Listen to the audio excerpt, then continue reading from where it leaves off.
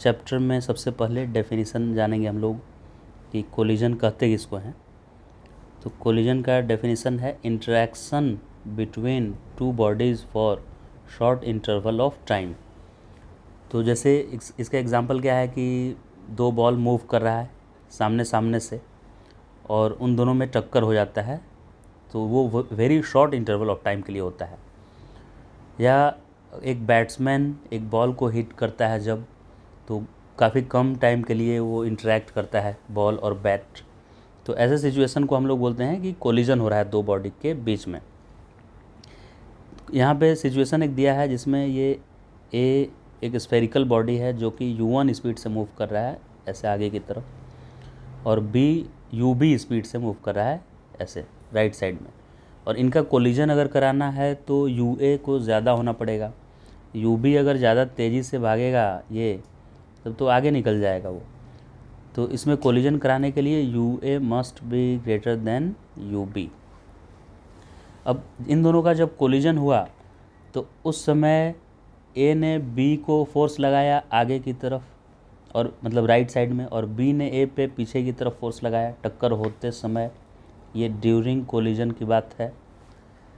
अभी आप ध्यान से देखेंगे तो ए मूव जिधर कर रहा था उसको पिंक कलर से मैंने बनाया है। इस डायरेक्शन को, इस डायरेक्शन को बोलते हैं direction of motion of object. A और बी जिस डायरेक्शन में मूव कर रहे थे, या ए जिस डायरेक्शन में मूव कर रहा था, वो ये पिंक कलर से मैंने दिखाया है, मतलब हॉरिजॉन्टल डायरेक्शन में।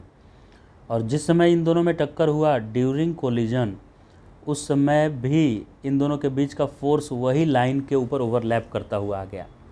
क्या ओवरलैप करता हुआ आया यहाँ पे, तो उसको बोलते हैं डायरेक्शन ऑफ इम्पैक्ट। यानी बी ने ए पे फोर्स इधर लगाया और ए ने बी पे उधर की तरफ फोर्स लगाया राइट साइड की तरफ, और ये दोनों ही फोर्स उसी लाइन की तरफ आ गया जिधर पिंक लाइन था। यानी कि जिधर वेलोसिटी था हॉरिजॉन्टल डायरेक्शन में, उसी डायरेक्शन में ए ने बी पे या बी ने ए पे फोर्स लगाया। तो इसको मैं बोल सकता हूँ कि डायरेक्शन ऑफ इम्पैक्ट, यानी जिस डायरेक्शन में ए बी पे या बी ए पे फोर्स लगाया, that direction is along the direction of velocity of particle A. तो velocity of particles and direction of impact same हो जाए तो ऐसे कोलिजन को हम लोग बोलते हैं हेड ऑन कोलिजन।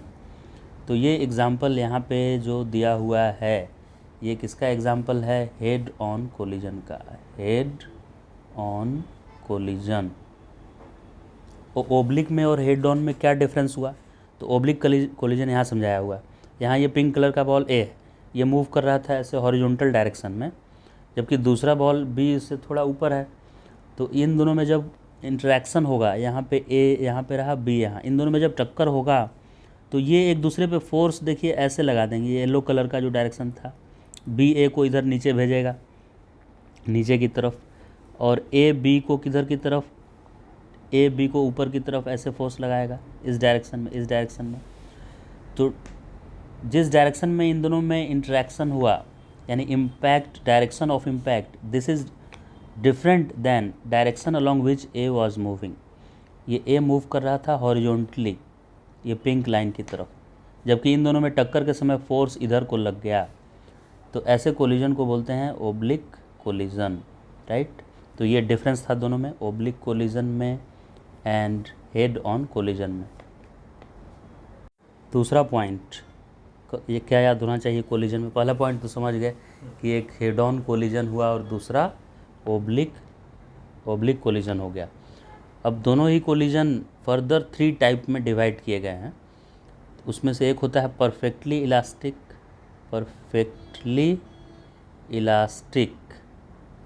और दूसरा होता है ओनली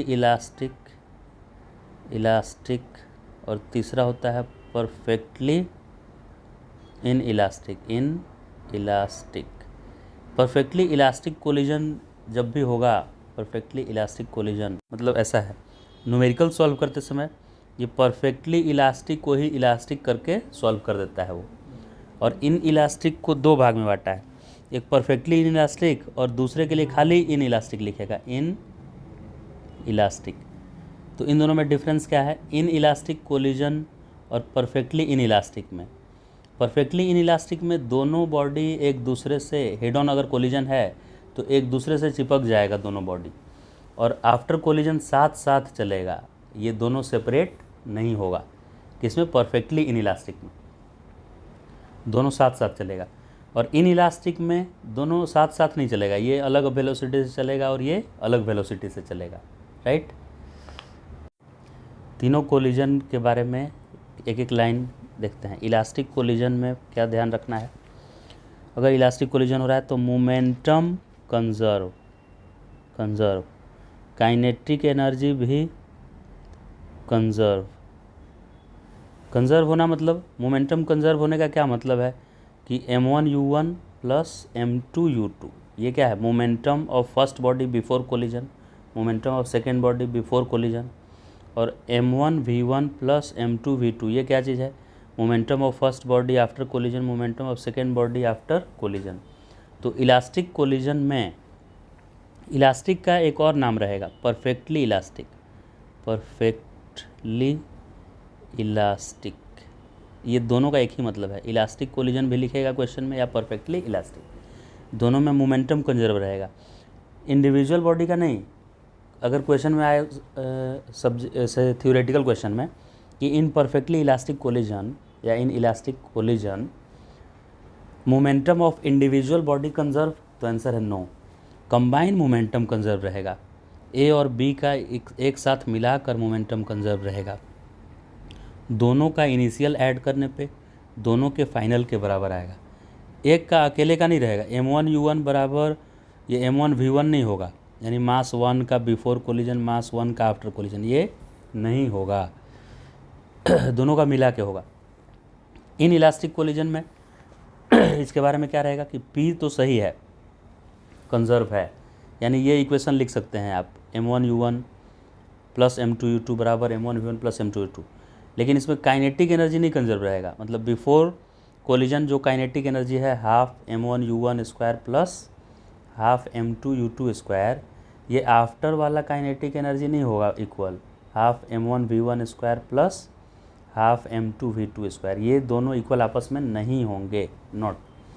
लेकिन इसमें काइनेटिक एनर्जी भी, जो summation of kinetic energy final होगा वो पक्का summation of kinetic energy initial होगा इलास्टिक में, और इन इलास्टिक में नहीं होगा। और परफेक्टली इन इलास्टिक में भी ये नहीं होगा, और ये तो हमेशा कंजर्व होगा। यानी तीनों ही कोलिजन में मोमेंटम कंजर्व आप कर सकते हैं, बिल्कुल कोई एक्सेप्शन नहीं है इसका। लेकिन काइनेटिक एनर्जी में केयरफुल रहना है, अगर इलास्टिक है तो ही कंजर्व करना है। इन इलास्टिक लिखा है या परफेक्टली इन इलास्टिक, तो इन दोनों में ही काइनेटिक एनर्जी कंजर्व नहीं करना है। क्लियर है इतना? अगला इसमें है कॉन्सेप्ट जो न्यूमेरिकल करने में यूज आएगा, वो है कोएफिशिएंट ऑफ रेस्टिट्यूशन। ये क्या होता है कि आफ्टर कोलिजन दोनों की क्या वेलोसिटी है, रिलेटिव वेलोसिटी, यानी दोनों के वेलोसिटी का subtraction, velocity of 2 with respect to 1 या 1 रिस्पेक्ट टू 2, और बिफोर u1 u2 स्पीड था तो इन दोनों का डिफरेंस u1 माइनस u2, इसको बोलते थे वेलोसिटी ऑफ अप्रोच, कितने वेलोसिटी से वो एक दूसरे के क्लोज आ रहे हैं, और इसको बोलते हैं वेलोसिटी ऑफ सेपरेशन, कितने वेलोसिटी से एक दूसरे से दूर जा रहे हैं, इसके रेशियो को ई बोलते हैं। तो जो इधर 3 पार्ट में हम लोग डिवाइड किए थे, इस फर्स्ट वाला पार्ट को बोले थे इलास्टिक, तो इलास्टिक कोलिजन में ई बराबर 1 दिया रहेगा, नहीं भी दिया रहेगा तो 1 लेना है हमको। दूसरा था इन इलास्टिक में ई का वैल्यू 0 से बड़ा और 1 से कम आएगा। और लास्ट था परफेक्टली इन इलास्टिक, इसमें ई का वैल्यू 0 हो जाएगा, जिसमें आफ्टर कोलिजन दोनों बॉडी चिपक जाता था और साथ साथ मूव करता था। तो इसमें ई का वैल्यू हमेशा क्वेश्चन में गिवन होगा, इसको भी देखकर आप पता कर सकते हैं कि कौन सा कोलिजन है, इलास्टिक है कि इन इलास्टिक की परफेक्टली इन इलास्टिक। ठीक है, कौन सा फॉर्मूला में क्या है, पूरा चैप्टर कोलिजन, बस 3 फार्मूला है यहाँ लिखा हुआ, फार्मूला नंबर 1, 2 एंड 3, तीनों फार्मूला में पूरा कोलिजन कंप्लीट हो जाएगा। कोई भी क्वेश्चन आएगा इस 3 फार्मूला से, 4th फार्मूला को यूज होने वाला नहीं है। क्या है फार्मूला? फर्स्ट, ये आफ्टर कोलिजन की वेलोसिटी है, वेलोसिटी आफ्टर कोलिजन भी वेलोसिटी है। ये वेलोसिटी कब का है? टक्कर के बाद। टक्कर के बाद कितना वेलोसिटी होगा? 1 लिखा है मैंने पहले पार्टिकल का, यानी ये पार्टिकल नंबर 1 जा रहा था u1 से, पार्टिकल नंबर 2 आगे बढ़ रहा था या इसके तरफ आ रहा था। अगर इधर आएगा तो माइनस करके लिखेंगे क्योंकि ये वेक्टर फॉर्म में लिखा हुआ है। ये सब सामने सामने से आएगा तो एक का प्लस लेंगे और दूसरे का माइनस, दोनों सेम डायरेक्शन में जा रहा है तो इसका भी प्लस और इसका भी प्लस। तो ये दोनों बिफोर कोलिजन u1 स्पीड और दूसरा वाला u2 स्पीड से जा रहा था, ओबियसली u1 ज़्यादा होगा। तो टक्कर के बाद इसकी वेलोसिटी, पहले की वेलोसिटी मान लेते हैं कि v1 हो गया, तो ये v1 कितना होगा, तो फॉर्मूला है m1 minus e m2 by m1 plus m2। m1 मतलब पहले बॉडी का मास, वेलोसिटी भी किसका निकल रहा है, फर्स्ट का, मास भी किसका स्टार्ट करना है, 1 का, minus e m2, E coefficient of restitution अभी जो बताए थे वो है, ये दूसरे बॉडी का मास, और नीचे दोनों के मास का सम, ब्रैकेट में u1 मतलब पहले बॉडी का बिफोर कोलिजन वाला वेलोसिटी। तो फॉर्मूला हो गया m1 minus e m2 by m1 plus m2 u1 plus, बीच में यहाँ प्लस लिखना है, 1 प्लस ई, 1 नंबर है, plus e into whole into m2 divide by m1 plus m2 और u2। इतना फॉर्मूला याद करना ही पड़ेगा, ये कुछ खास नहीं है, 2-3 बार न्यूमेरिकल करने से याद हो जाएगा। ये फर्स्ट बॉडी का आफ्टर कोलिजन वेलोसिटी देगा और ये क्या देगा, सेकेंड बॉडी का आफ्टर कोलिजन वेलोसिटी देगा। सेकेंड बॉडी का आफ्टर कोलिजन होगा, उसी में चेंज करना है बस, m1 की जगह पर m2, और जहाँ जहाँ m2 है वहाँ वहाँ m1, जहाँ u1 है वहाँ u2 और जहाँ u2 है वहाँ u1, ऐसे लिख देना है। तो आफ्टर कोलिजन फर्स्ट की भी वेलोसिटी पता चल जाएगी और सेकेंड की भी वेलोसिटी यहाँ से मिल जाएगी मुझे। और तीसरा इक्वेशन बहुत कम न्यूमेरिकल में आएगा, लेकिन ये भी हम लोग पढ़ ले रहे हैं। ऐसे तो मैक्सिमम न्यूमेरिकल ये 2 इक्वेशन से हो जाएंगे, फर्स्ट और सेकेंड से, लेकिन थर्ड कब आएगा, थर्ड इक्वेशन है इन इलास्टिक कोलिजन के लिए। इलास्टिक कोलिजन फर्स्ट इज, ये वेलोसिटी सबके लिए है, इलास्टिक है, इन इलास्टिक है, परफेक्टली इन इलास्टिक है, ऑल कोलिजन में यही वेलोसिटी से मिलेगा आफ्टर कोलिजन। लेकिन ये तीसरा इक्वेशन खाली इन इलास्टिक के लिए है, ये कब लगाना है, ओनली फॉर इन इलास्टिक या परफेक्टली इन इलास्टिक, मतलब जब इलास्टिक नहीं हुआ तब लगाना है ये, क्योंकि उसमें काइनेटिक एनर्जी कंजर्व नहीं होता है तो लॉस होता है काइनेटिक एनर्जी में। बिफोर कोलिजन काइनेटिक एनर्जी ज़्यादा होता है और आफ्टर कोलिजन वो एनर्जी में कमी आ जाता है। कितने का कमी आता है, तो चेंज इन काइनेटिक एनर्जी का फॉर्मूला है half m1 m2 by m1 plus m2 bracket में 1 माइनस ई स्क्वायर, और इधर u1 माइनस u2 वेक्टर में लिखना है, ये u1 माइनस u2 वेक्टर का सब्ट्रैक्शन का स्क्वायर यहाँ लिखना है स्क्वायर। तो ये दे देगा loss in kinetic energy during in elastic और परफेक्टली इन इलास्टिक कोलिजन। तो ये लास्ट वाला फार्मूला इन इलास्टिक के लिए हुआ, और फर्स्ट 2 फार्मूला जो था v1 और v2 का वो किसी भी कोलिजन में लगा देंगे, आपको आफ्टर कोलिजन ये वेलोसिटी दे देगा फार्मूला। मेन कोलिजन तो अभी जो फार्मूला पढ़े वही था, अब उसका एप्लीकेशन है, ये कोलिजन का एप्लीकेशन है कि किसी h हाइट से आप m मास को ड्रॉप आपने किया, इसकी इनिशियल स्पीड थी 0, तो यहाँ से आप ड्रॉप करेंगे, ये आके यहाँ पे टकराएगा।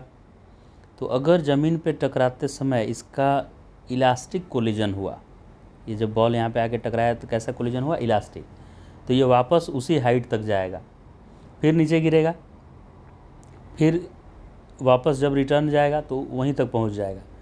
लेकिन रियल लाइफ में इलास्टिक कोलिजन होता नहीं है, वो धीरे धीरे इसका हाइट कम होते जाता है।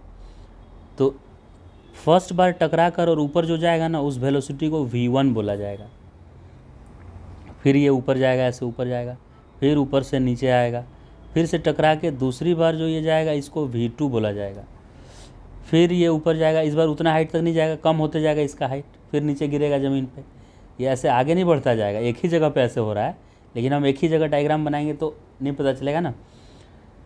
तो फिर ये तीसरी बार जाएगा तो उसकी स्पीड v3 हो जाएगी।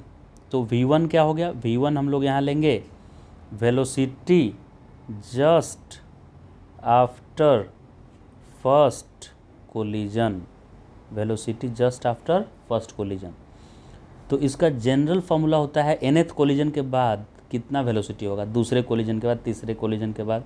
तो आपके लिए एक जनरल फार्मूला यहाँ आता है कि वेलोसिटी आफ्टर nth कोलिजन होता है उसका e to the power n root 2gh। E to the power n. यहाँ वी एन क्या है, तो वेलोसिटी आफ्टर की जस्ट आफ्टर, जस्ट माने टक्कर के तुरंत बाद, कुछ देर के बाद तो वो अंडर ग्रेविटी मूव करने का।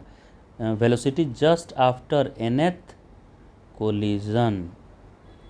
जैसे एक एग्ज़ाम में पूछा है कि बताइए कि तीसरे कोलिजन के बाद कितनी वेलोसिटी थी, तो जहाँ भी n है वहाँ पे मैं क्या लिख दूँगा 3। तो वेलोसिटी आफ्टर nth कोलिजन का ये फॉर्मूला हो गया e to the power n root 2gh। h क्या था, पहली बार उसको कितने हाइट से मैंने ड्रॉप किया था, फर्स्ट टाइम कितने हाइट से ड्रॉप किया था वो h है। g तो 9.8 या 10 ले लेंगे, और n क्या है कि कितने नंबर कोलिजन के बाद वो पूछ रहा है कि उसकी वेलोसिटी क्या है। तो ये फार्मूला इंपॉर्टेंट है, इस पे एक क्वेश्चन आता है एग्जाम में। ये तो पता चल गया कि ठीक है sir, third collision nth collision के बाद इतनी इसकी वेलोसिटी होगी, और ई यहाँ कोएफिशिएंट ऑफ रेस्टिट्यूशन है। ये फार्मूला नंबर 1 इसका हो गया बाउंसिंग ऑफ बॉल में। दूसरा फार्मूला ये है इसका कि ये कितने हाइट तक दूसरी बार जाएगा। जैसे पहली बार कोलिजन हुआ और इसकी वेलोसिटी क्या हो गई v1, ठीक है। तो अब ये उतना हाइट तक तो नहीं जाएगा ना, h हाइट तक तो नहीं जाएगा, कम ही हाइट जाएगा। तो वो कितने हाइट तक जाएगा उस हाइट को h1 लिखा रहता है, यानी h1 is height after first collision. पहला कोलिजन के बाद वो कितनी ऊंचाई तक गया। वैसे ही h2 क्या होगा, ये दूसरा कोलिजन होने के बाद ये कहाँ तक गया, ये हाइट h2 होगा, ये वाला हाइट यहाँ तक। वैसे ही nth कोलिजन के बाद कितने हाइट तक जाएगा उसका फॉर्मूला है hn। What is hn, height after nth collision. तो इसका फॉर्मूला है e to the power 2n into पहली बार कितने हाइट से गिराए थे वो हाइट। तो अगर पूछेगा कि तीसरे कोलिजन के बाद वो कितना हाइट गया होगा, तो उसमें n की जगह पर 3 रख दिया जाएगा, यहाँ भी 3 रख दिया जाएगा। और ये h क्या था कि पहली बार कितने हाइट से गिराए थे आप, वो h है, और e वही कोएफिशिएंट ऑफ रेस्टिट्यूशन। तो पहला फॉर्मूला समझ गए, वेलोसिटी आफ्टर nth कोलिजन। दूसरा formula height after nth collision. तीसरा है कि पहली बार ये h हाइट से जब गिरा था उसका टाइम जो भी आया टाइम, उस टाइम को अगर हम t लिखें, मतलब पहली बार यहाँ से यहाँ जो गिरता है उस टाइम को t लिखा गया, तो t इक्वल टू कितना होता है √2h/g। ये मोशन अंडर ग्रेविटी में पढ़े हैं। h हाइट से किसी बॉल को ड्रॉप करेंगे ना तो वो ग्राउंड पे कितने देर में आता है √2h/g, और उस टाइम को t लिख देते हैं। तो nth कोलिजन के बाद फर्स्ट कोलिजन, तो पहली बार यहाँ कोलिजन हुआ, तो फर्स्ट कोलिजन होगा ना तब ये ऊपर जाने में और नीचे आने में, माने पहले कोलिजन से दूसरे कोलिजन के बीच कितना समय लगेगा उस टाइम को लिखा जाएगा t1। t1 कौन सा टाइम है t1, तो पहला कोलिजन हो गया, ओनली t क्या था, ओनली t था कि h हाइट से गिराने में कितने समय में ग्राउंड पे आया √2h/g। और t1 क्या लेना है कि फर्स्ट टाइम जब कोलिजन हुआ तो अगला कोलिजन होने के लिए कितना उसको समय मिला। जैसे एक कोलिजन हो गया, फिर इधर आके दूसरा कोलिजन होने वाला है, तो कितना समय अंतराल हो गया उसका, वो टाइम आता है 2 टाइम्स, क्योंकि ऊपर भी जाने का समय लिखना है और नीचे भी आने का समय लिखना है। तो 2 times e to the power n into t, जहाँ पे t यही पुराना वाला t है, ऐसा। फिर t2 का मतलब क्या होगा कि दूसरे कोलिजन के बाद तीसरा कोलिजन होने में कितना समय मिलेगा उसको, तो फिर से वही 2, और यहाँ 1 था तो n की जगह पर 1 रख देंगे, और e to the power formula तो वही है, अभी 2 रहेगा तो n की जगह पर 2 लिख देंगे, और टाइम वही, मतलब √2h/g। तो जनरल फार्मूला लिखेंगे कि nth कोलिजन के बाद अगला कोलिजन होने के लिए कितना समय लगेगा, तो 2 e to the power, general formula n और t, और t का वैल्यू चाहे तो √2h/g रखें, तो 2 e to the power n √2h/g, इतना समय मिलेगा उसको। अभी इसमें 2 जो है क्यों लगा हुआ है, क्योंकि ऊपर और नीचे दोनों का समय है। खाली ऊपर जाने के लिए समय पूछेगा कि खाली फर्स्ट कोलिजन के बाद हाईएस्ट पॉइंट पे कितना में जाएगा, तो आप इस 2 को गायब कर दीजिए, यहाँ से 2 को हटा दीजिए, तो खाली e to the power n into t आ जाएगा। वो बोलेगा कि दूसरा कोलिजन हो गया, अब हाईएस्ट पॉइंट पे कितने समय में आएगा, जस्ट आफ्टर सेकेंड कोलिजन, तो ये 2 टाइम्स नहीं होगा, खाली टाइम ऑफ एसेंट लिखेंगे, ऊपर जाने का समय e to the power n into t. General time nth collision हो चुका है, तो nth कोलिजन होने के बाद वो मैक्सिमम हाइट पे कितने समय में जाएगा, तो नीचे गिरने वाला टाइम हटा देंगे, तो e to the power n और खाली ऊपर जाने का समय मिल जाएगा। 3 फॉर्मूला हो गया कि हाँ, फोर्थ फॉर्मूला। फोर्थ है डिस्टेंस ट्रेवल्ड। जैसे ये बॉल को यहाँ से h हाइट से हम छोड़े थे, h हाइट से बॉल को मैंने ड्रॉप किया था h हाइट से, ठीक है। तो ये नीचे ये बॉल आया होगा, फिर दूसरी बार ऊपर जाके फिर से नीचे आया होगा, तीसरी बार और ऐसे किया होगा ये। तो कुल मिला के ये कितना डिस्टेंस ट्रेवल किया, एक बार h, फिर h1 ऊपर गया, h1 नीचे आया, फिर h2 ऊपर गया, h2 नीचे आया, h3 ऊपर गया, नीचे आया। तो ये कुल कितना डिस्टेंस ट्रेवल करता है। डिस्टेंस मतलब पाथ लेंथ, ये पूरा लेंथ, डिस्प्लेसमेंट नहीं। डिस्प्लेसमेंट तो फाइनली वो 0 पे आ जाएगा, रुक जाएगा, तो डिस्प्लेसमेंट h हो जाएगा, क्योंकि पहले h हाइट पे था और फाइनली वो ग्राउंड पे आ गया।